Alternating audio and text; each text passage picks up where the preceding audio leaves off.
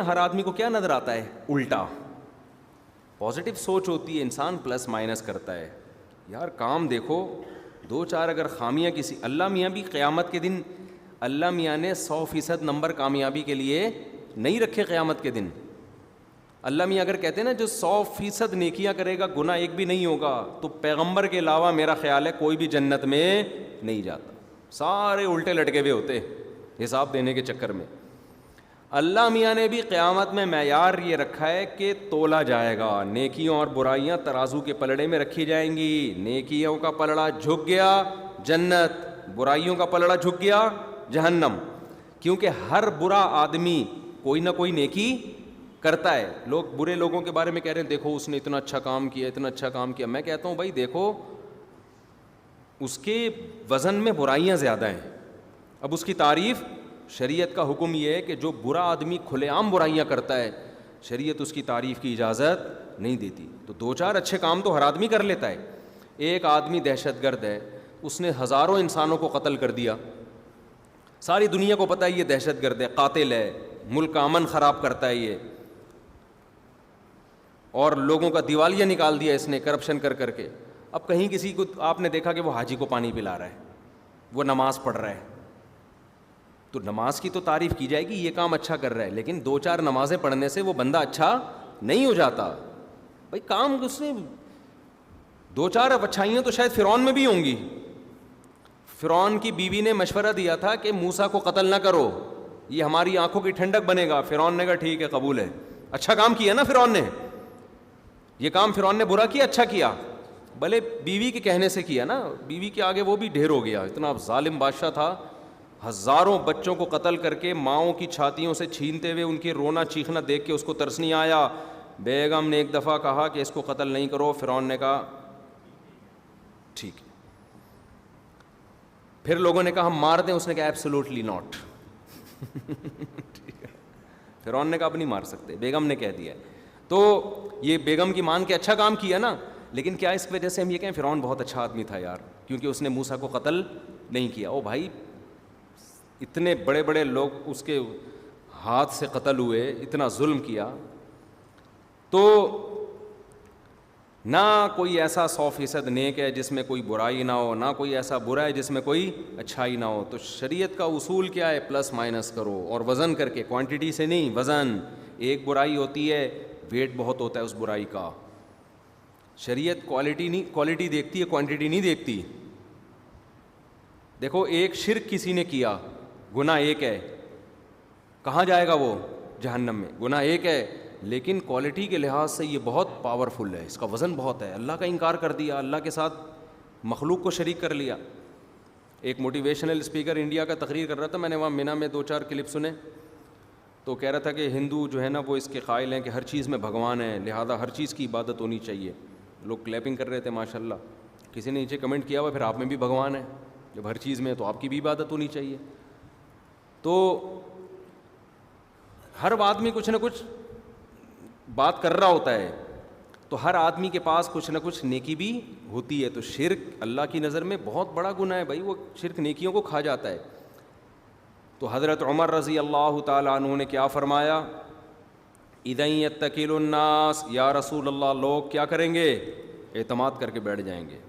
اور حدیث میں آتا ہے نبی صلی اللہ علیہ وسلم نے خواب سنایا کہ میں نے خواب میں دیکھا کہ ڈول، پورا خواب ابھی میرے ذہن میں نہیں ہے، نبی کو خواب آیا کہ حضرت ابوبکر نے ڈول نکالا، حضرت عمر نے بھی ڈول نکالا.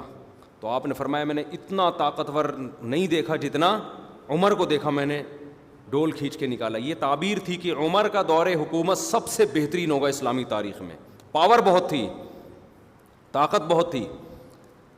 تو جس نے صلح حدیبیہ میں نبی صلی اللہ علیہ وسلم نے جب صلح کی ہے، سارے صحابہ کو اشکال تھا کہ بھئی ہم دب کے صلح کیوں کر رہے ہیں؟ ہم عمرہ کیے بغیر احرام کیسے اتار دیں؟ احرام باندھ کے بغیر عمرہ کیے احرام کھول دینا ایسے جیسے نیت باندھ کے نماز توڑ دینا سلام پھیرے بغیر.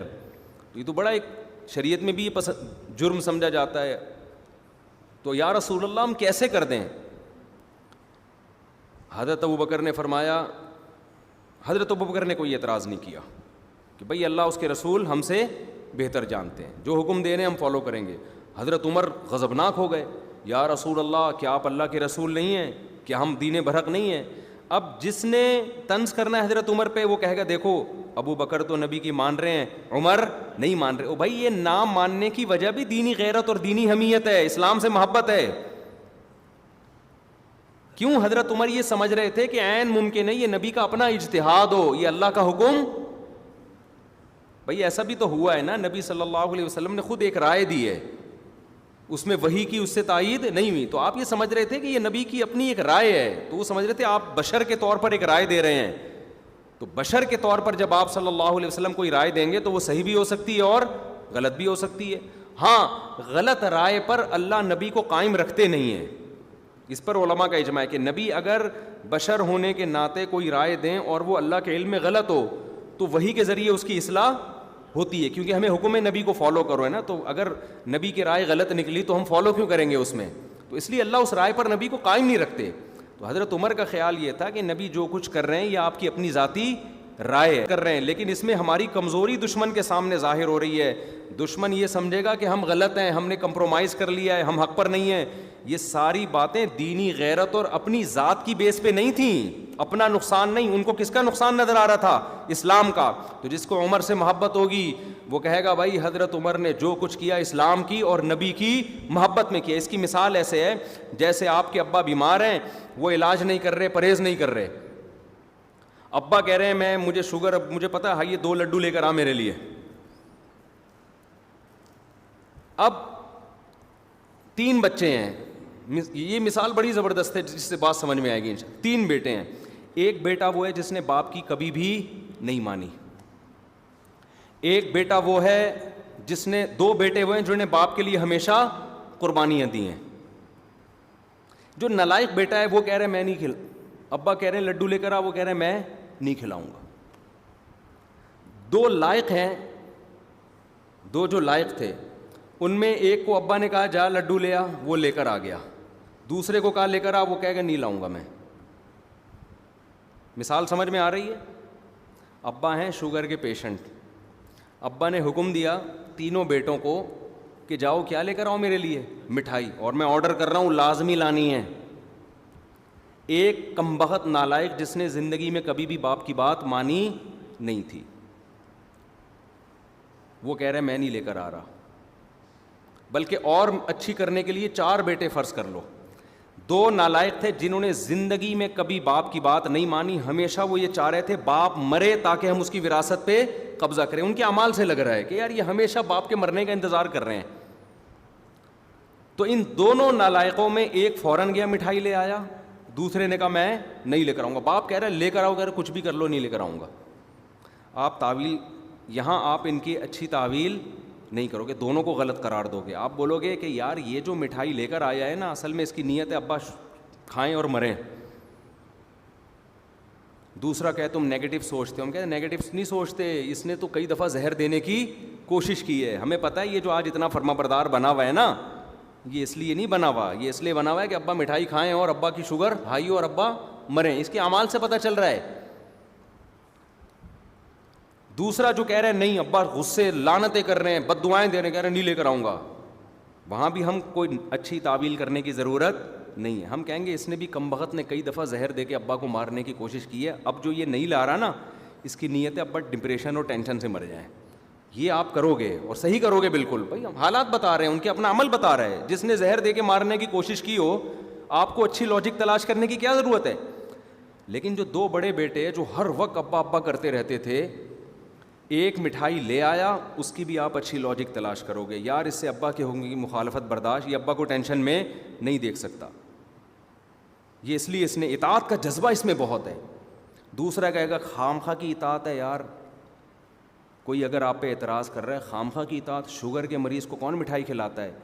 تو آپ کہو گے یار ہو سکتا ہے اس نے پہلے سے گولی بھی چھپا کے رکھی ہو کہ جیسی ہائی ہوگی فوراً کھلا دوں گا, اس کا اس کے پاس آلٹرنیٹ موجود ہو. کیونکہ آج تک اس نے ہمیشہ ابا کو بچانے کی کوشش دی, ابا کو 10 دفعہ خون دے چکا ہے, یہ ابا کی ٹینشن لیتا ہے, برین ہیمریج جس کو ہوا تھا ابا کی ٹینشن میں.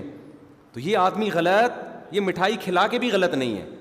دوسرا بھی اسی طرح فرما بردار ہے. ابا کے لیے کئی موقع پہ اس نے جان بچانے کی کوشش کی, اپنی جان دے کے کوشش کی جان بچاؤں, میں اپنی جان کو خطروں میں ڈالا. ابا اس کو کہہ رہے ہیں مٹھائی لائے, کہہ رہے ہیں کچھ بھی ہو جائے نہیں لے کر آؤں گا. یہاں آپ یہ نہیں کہیں گے ابا کو ٹینشن دے رہے ہیں, یہاں کہیں گے بھائی ابا کی نہیں ماننا کیوں, تاکہ ابا کو بچائے. اس کو ابا کی بات کی کوئی پرواہ نہیں. ابا کہہ رہے ہیں مٹھائی لا, کہہ رہے بھائی ابا آپ کچھ بھی کرو میں نہیں لے کر آؤں گا.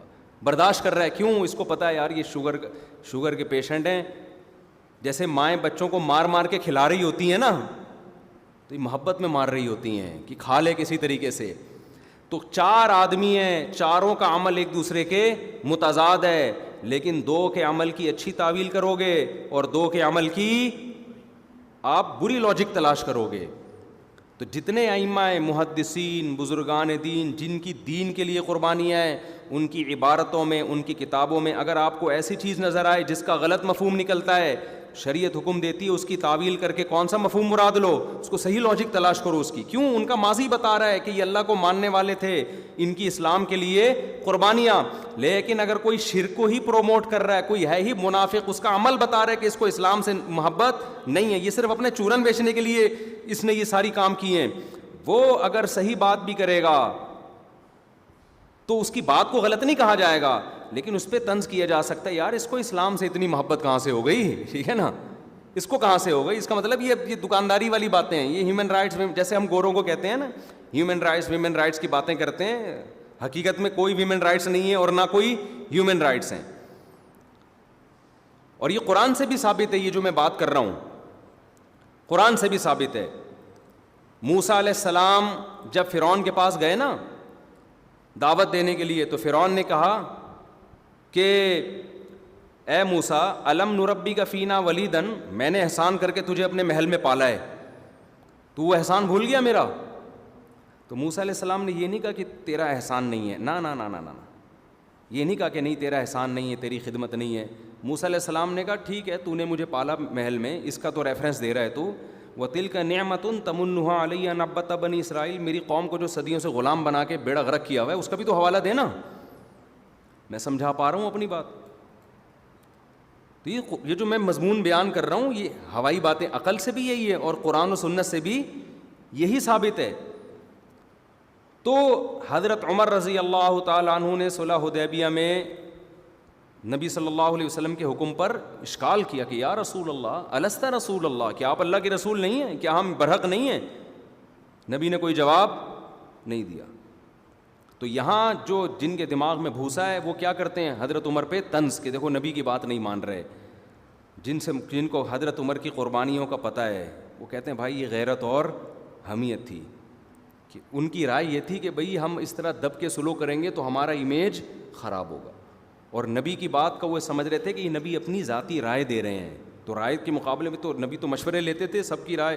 بعض دفعہ صحابہ کی رائے نبی کی رائے کے موافق ہوتی تھی, بعض دفعہ مخالف. جیسے غزوہ احد میں نبی کی رائے یہ تھی کہ ہم مدینہ کے اندر رہ کے لڑیں گے, بعض صحابہ کی رائے یہ تھی ہم مدینہ سے باہر جا کے لڑیں گے, تو نبی نے اپنی رائے چھوڑ دی. اب ہم ان صحابہ پہ فتویٰ تھوڑی لگائیں گے کہ نبی کی رائے کے مقابلے میں اپنی رائے کیوں دے رہے ہو بھائی, نبی کی رائے ہم مدینہ کے اندر, بعض صحابہ کیا کہہ رہے ہیں مدینہ کے باہر. اصولی طور پر تو جب نبی کی رائے سامنے آ گئی تو ان صحابہ کو رائے دینے کا حق ہی نہیں تھا, لیکن کیوں رائے دی انہوں نے, اور نبی بھی ان پہ طنز نہیں کیا, اس لیے کہ وہ سمجھ رہے تھے کہ نبی یہ جو رائے دے رہے ہیں یہ وحی نہیں ہے, یہ نبی کی اپنی ذاتی رائے ہے. اور قرآن میں یہ ثابت ہوا, قرآن نازل ہوا کہ وہ رائے غلط تھی.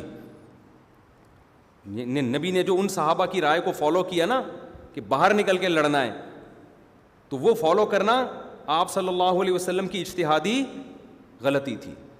اور جو قیدیوں کو چھوڑنے کا معاملہ ہوا, خیر وہ لمبا ٹاپک ہے.